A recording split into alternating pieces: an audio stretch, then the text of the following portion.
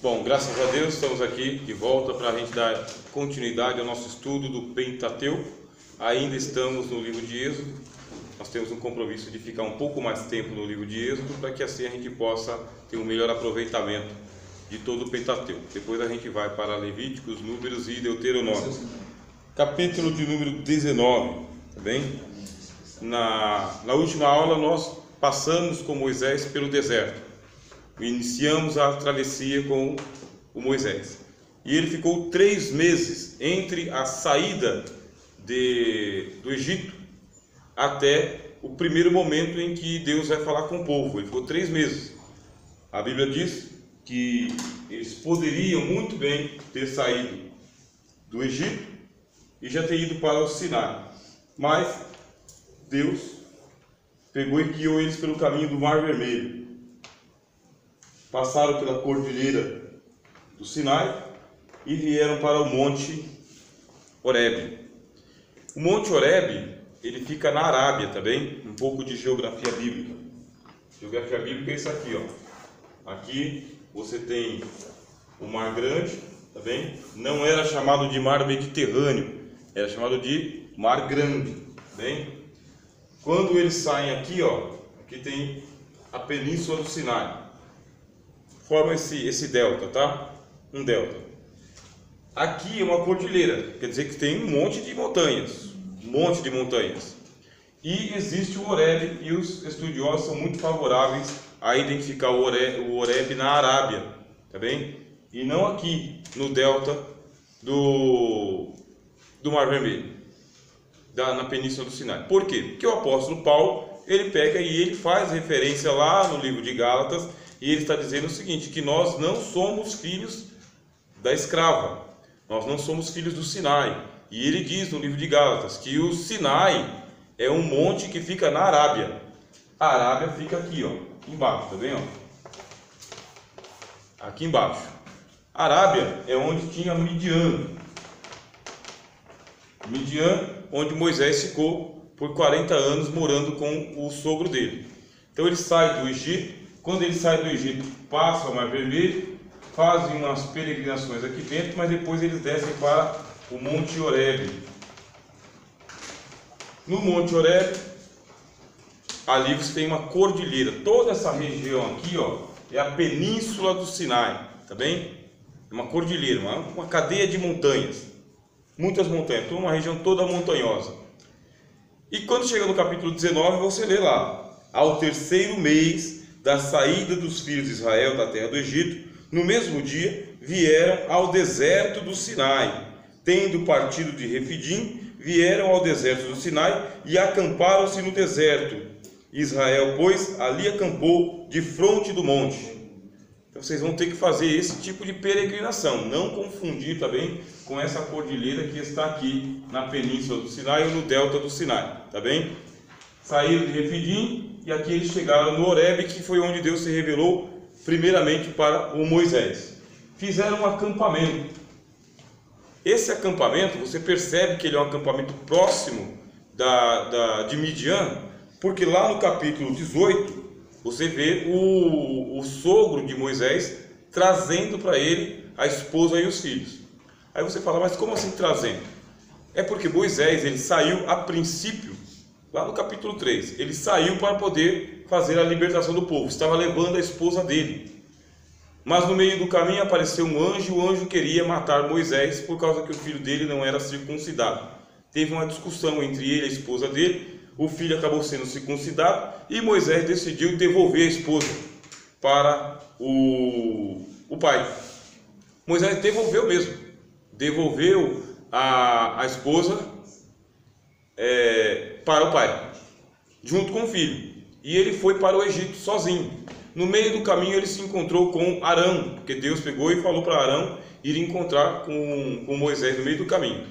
Nós calculamos aqui na aula passada que deve ter passado em torno de 1 ano aproximadamente. Por esse período a esposa de Moisés estava lá com Jetro, o pai dela. Aconteceu toda aquela revolução, saíram do Egito, passaram o Mar Vermelho, passaram-se 3 meses, aí o sogro de Moisés pegou e falou, trouxe de volta, escuta, aqui está minha filha, você está casado com ela, aqui está o seu filho, entendeu? Você vai ficar com a sua esposa.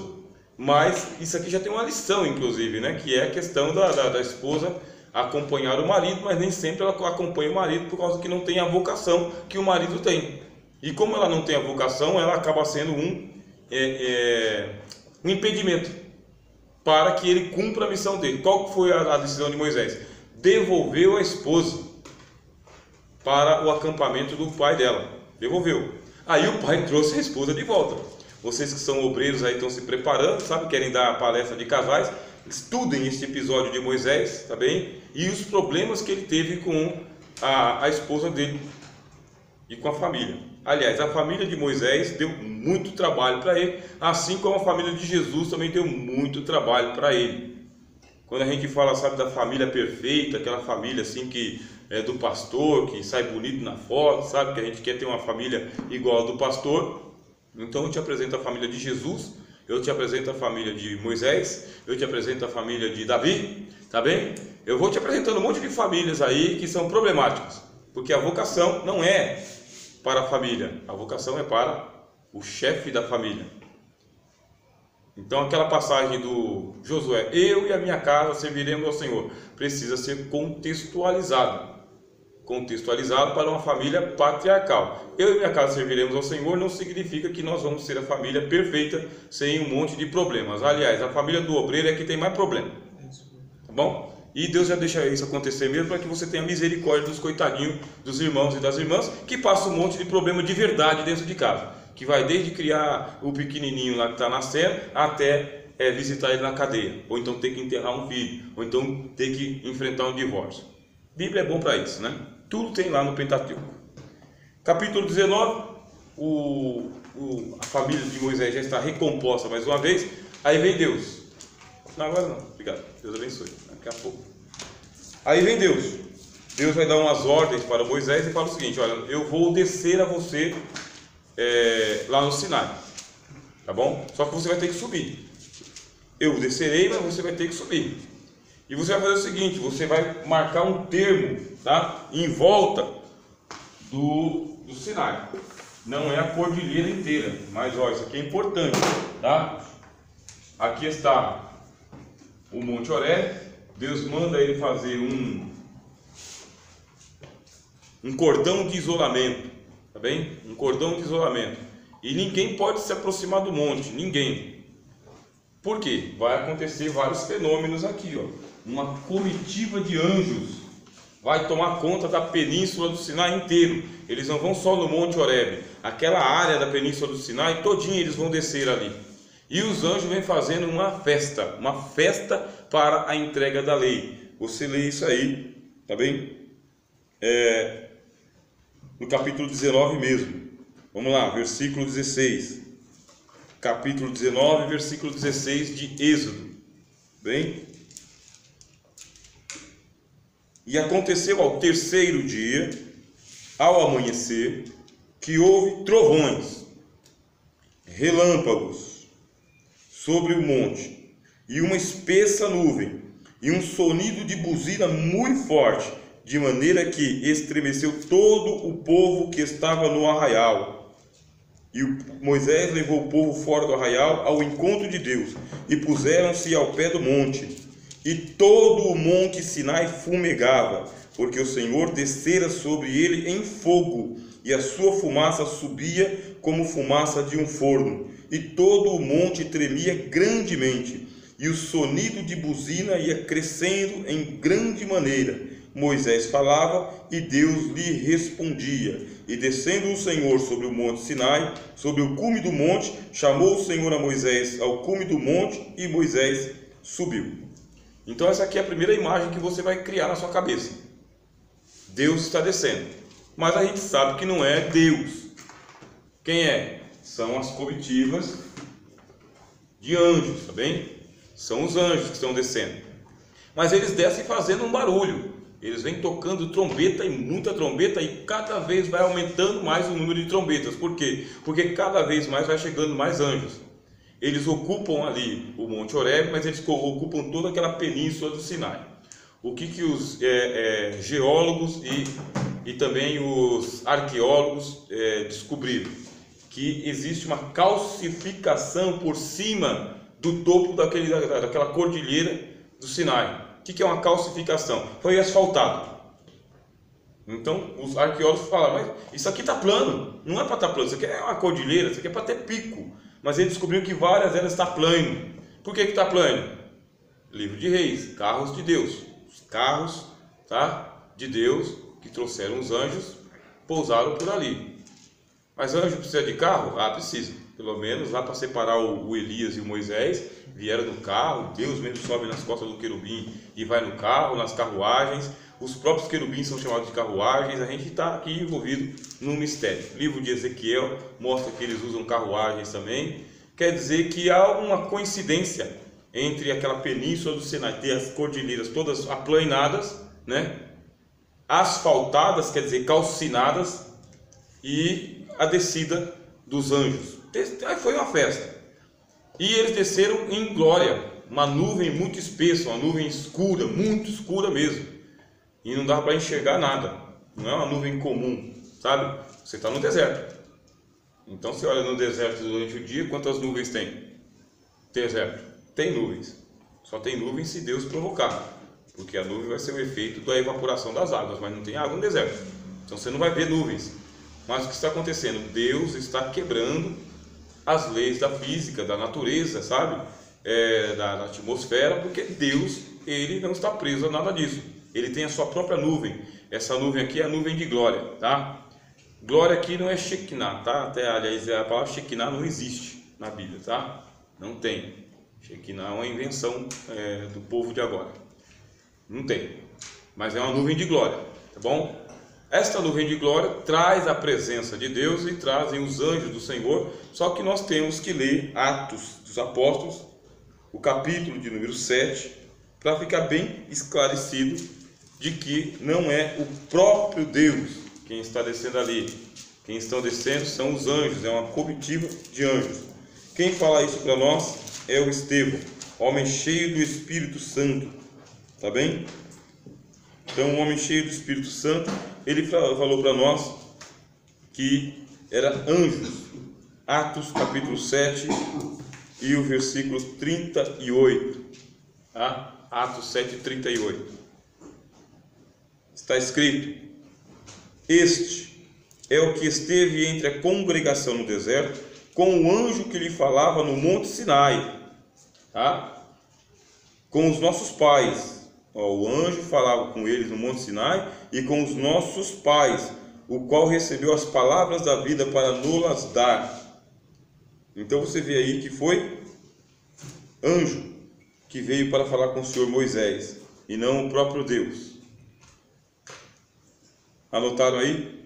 Isso aqui é ponto teológico, doutrina teológica, tá? Deus só vai descer para falar com a gente através de Jesus Cristo.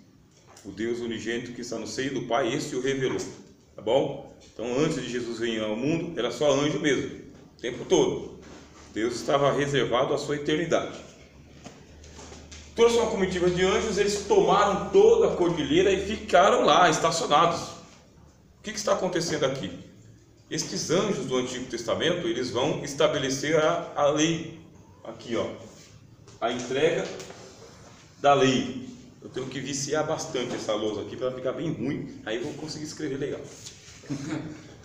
Eu vou passar giz nela. Então, vai ser a entrega da lei. E esta lei é a lei dos anjos. Então, para o anjo é o seguinte: o que ele tem de lei é eterno. Por isso que os anjos falam que a Torá é eterna, os mandamentos são eternos, os estatutos e os mandamentos que hoje vos ordeno por estatuto perpétuo. Aí você vai ter que amadurecer seu pensamento, porque quando você estiver fazendo teologia do Antigo Testamento e teologia do Novo Testamento, você tem esse problema. Se a lei é eterna e aí veio Cristo, cumpriu a lei, estabeleceu o Evangelho, como que ela é eterna? Como que os estatutos, os mandamentos e os preceitos são eternos, sendo que eles nem foram cumpridos? Sendo que através do profeta Jeremias, Deus fala o seguinte: olha, eu vou remover a lei antiga e vou estabelecer a nova. Um novo concerto eu farei com vocês, não conforme o concerto que eu fiz com os vossos pais, que não me seguiram no deserto, mas um novo concerto. Se é eterno, por que não é mais eterno? Por que Deus vai estabelecer outro? É porque é eterno do ponto de vista dos anjos, é eterno para os anjos. é eterno para aquela comunidade de Israel, mas não é eterno porque é permanente. Então, vai anotando aí. Mas mudou? Não mudou, cumpriu. Cristo disse, né? Eu vim cumprir. Eu não vim abrogar, eu vim cumprir. Cumprimento estreito. Então a gente está aqui no Monte Sinai, na península do Sinai. Está tomado de anjos aquele negócio ali. Eles estão celebrando, fazendo uma festa, porque eles vão entregar as 10 palavras para Moisés. Nós chamamos de 10 mandamentos, né? Mandamentos por quê? Porque está traduzido para o português. Bom, então na tradução para o português e na tradução para outras línguas, eles traduziram palavras, tá? As 10 palavras por comandos ou mandamentos. Mas se você fosse lá ler lá no hebraico, você leria o seguinte: Deus deu 10 palavras. 10 palavras. E quando Deus estava dando as 10 palavras, por que são 10 palavras? Por uma questão didática, tá? Didática, porque o mandamento é um só. Não são 10 mandamentos. É um mandamento só. O Senhor Jesus foi colocado contra a parede e o pessoal falou: qual dos 10 é o maior dos mandamentos? Jesus pegou, pode colocar ele contra a parede, paredão, entendeu? Muralha de Jericó, pode colocar ele como você quiser. Sinuca de bico. Jesus aí sai dando risada. Porque ele falou: o maior mandamento é: amarás ao Senhor teu Deus. Mas não está nos 10 mandamentos, não está mesmo. Não está mesmo. Porque Deus não tem 10 mandamentos, Deus tem um mandamento. Qual é o mandamento que Deus tem? Amarás ao Senhor teu Deus de todo o teu entendimento, com todas as tuas forças, de todo o teu coração. Esse é o único mandamento que Deus tem. Por isso que o apóstolo Paulo, que é fanático por Bíblia do Antigo Testamento, ele fala: quem amou, cumpriu toda a lei. Deus só tem um mandamento. Daí você não consegue cumprir os 10 se você não souber que Deus só tem um mandamento. Não tem 2, não tem 3, não tem 10. Mas por que lá no capítulo 20 está dividido em 10 palavras? Pela nossa incapacidade de compreender as coisas. Então Deus dividiu a frase em 10 partes. Tá bom? Pegou? Está dividido em 10 partes, mas é um só. O apóstolo Tiago mesmo, ele fala para a gente o seguinte: olha, se você cumprir toda a lei e você quebrar um só, quebrou toda a lei. Porque só tem um mandamento. Você não furta, mas você rouba, então você é ladrão e assassino e adúltero e tudo junto. Porque é um mandamento só. Isso aqui já é teologia do Antigo Testamento. Se fosse para Deus colocar numa frase só, ficaria assim, né? Eu sou o Senhor vosso Deus que vos tirei da terra do Egito. Não terás outros deuses diante de mim. Não farás para ti imagem de escultura. Fica muito difícil até para falar, né? Imagina para pensar. Então Deus, na sua paciência, falou: tópico 1, tópico 2, tópico 3, tópico 4. Porque se ele fala honra pai e mãe, você só honra pai e mãe por causa que você tem Deus como sendo seu único Deus. Se ele diz não furtarás, é por causa que você honra pai e mãe. É um mandamento só, dividido aí em 10 tópicos da sua pregação. Ficou fácil? E agora nós vamos seguir a didática que Deus deu pra gente. Qual que é a didática? Um por um. Um por um. Agora, vocês têm que atentar, quando vocês estiverem lendo a Bíblia, que Deus fala com o povo sem Moisés. Tá? Deus fala com o povo sem Moisés. Se o povo tivesse suportado o que Deus estava falando, não tinha acontecido o capítulo 32, aonde o bezerro de ouro vai surgir. Mas eles não estavam suportando Deus falar. E por que eles não estavam suportando? Porque estavam amedrontados, a Bíblia diz. Estavam amedrontados. Você estaria amedrontado? Não tem motivo nenhum para estar amedrontado. Você está no pé da cordilheira, a terra está toda tremendo, o chão debaixo de você está tremendo, as pernas estão tremendo, está saindo fogo, fumaça, relâmpago, trovão, buzina, e Deus está falando. Deus está falando. E agora? Será que você ficaria com medo? Todo tremo? E havia uma ordem, né? Se um só animal se aproximar do cordão de isolamento, será morto, quanto mais as pessoas. Ninguém podia se aproximar. Então quer dizer que os anjos, eles já vêm com essa glória toda, sabe? Os anjos já vêm com essa apoteose toda, colocando terror para entregar a lei de Deus. E é por isso que eu gosto do Novo Testamento. Você não vê nada disso no Senhor Jesus. Põe terror em ninguém. O Novo Testamento nem põe terror. Ele é mais pesado que o Antigo Testamento, mas não põe terror. A gente vai ler aqui o texto depois em Hebreus capítulo 12, tá bem? Quando a gente chegar aqui, ó, um paralelo com o Monte Sião. O que está acontecendo lá? O Evangelho está sendo entregue, só que é o Evangelho em pedra. É o Evangelho no Antigo Testamento, para o povo que não vai receber o Espírito Santo, porque o Espírito Santo só vai ser derramado no Novo Testamento. Quer dizer então que está difícil a situação. Um povo que passou 400 anos na terra do Egito, adorando um monte de deuses falsos. Um monte de deuses falsos. E que continuou adorando deuses falsos por todos os 40 anos. Jeremias fala que eles adoravam deuses falsos, e o Estevão, cheio do Espírito Santo, fala: vocês estavam adorando também a estrela de Renfã no deserto. Eles não adoraram a Deus, nunca adoraram a Deus aquele pessoal. Agora vão receber os 10 mandamentos. Dá para receber? Estão prontos? Moisés santificou eles, né? Santificou, disse: não vos chegueis a mulher, estáis prontos ao terceiro dia. Desceu do monte e santificou o povo, e lavaram as suas vestes. E Deus estava falando com Moisés e falando com os sacerdotes. Bem, aí, quando você lê todo o capítulo 20 de Moisés, aliás, o capítulo 20 de Êxodo, aí está dizendo: e falou Deus todas estas palavras, dizendo. Agora a gente vai começar os 10 mandamentos. Só que antes, Deus mesmo já havia dito isso aqui. Se você atentar bem aqui, disse o Senhor a Moisés: o povo não poderá subir. Disse o Senhor: vai, desce, subirás tu e Arão, não trespasse. Então Moisés desceu ao povo e disse-lhes. Então falou Deus todas estas palavras. E Deus vai falando aqui, ponto por ponto. Versículo 21. E o povo estava em pé de longe. Moisés, porém, se chegou à escuridade onde Deus estava. Versículo 18. Êxodo capítulo 20, versículo 18. E todo o povo viu os trovões, os relâmpagos, o sonido da buzina, o monte fumegando, e o povo, vendo isto, retirou-se e pôs-se de longe. Mas aonde é que o povo se colocou de longe? Versículo 18. Mas Deus não começou a falar, não foi no versículo 1? Foi no versículo 1. Deus falou diretamente ao povo, sem Moisés. Só que o povo, no versículo 18, ficou com medo, se colocou ao longe. E no versículo 19: então disseram a Moisés: fala tu conosco e ouviremos, e não fale Deus conosco, para que não morramos. O povo não queria ouvir diretamente de Deus. Então você vai pegar esse seu texto, tá bom? Do Antigo Testamento, vai pegar o seu texto lá, que você tem na sua tradução aí, vai fazer uma boa leitura antes de fazer a sua próxima pregação sobre os 10 mandamentos.